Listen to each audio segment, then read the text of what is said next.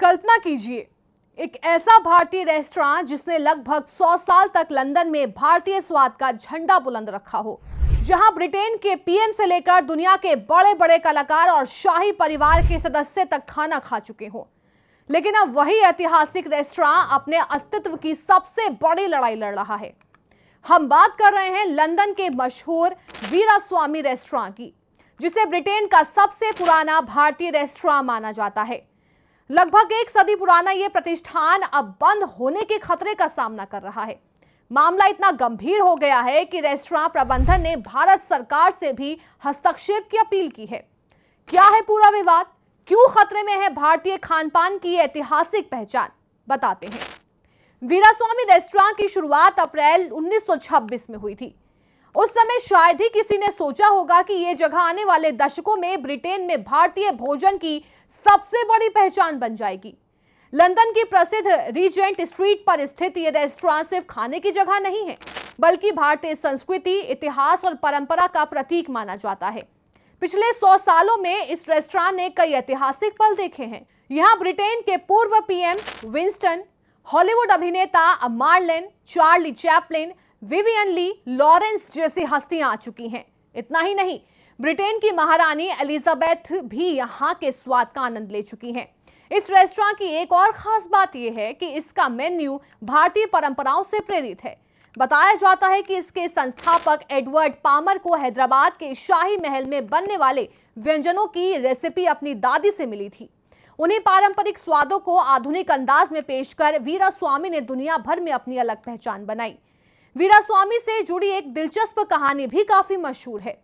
कहा जाता है कि इंग्लैंड में करी के साथ बियर पीने की परंपरा की शुरुआत भी यहीं से हुई थी।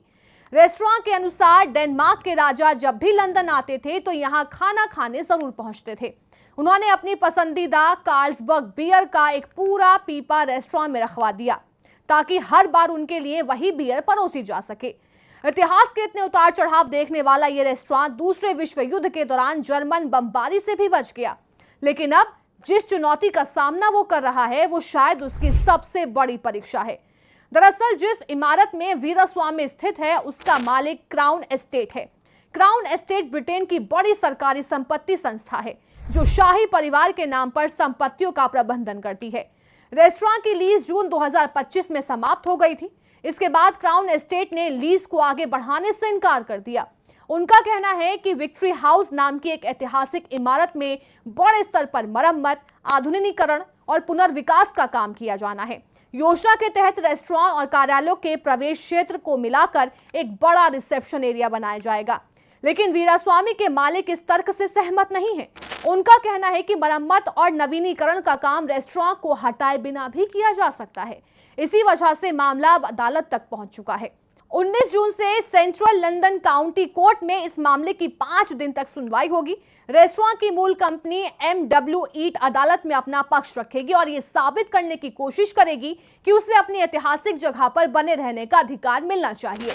रेस्टोरेंट के सह मालिक रंजीत माथरानी का कहना है कि वीरास्वामी सिर्फ एक व्यवसाय नहीं है, ये ब्रिटेन में भारतीय खानपान की सॉफ्ट पावर का प्रतीक है।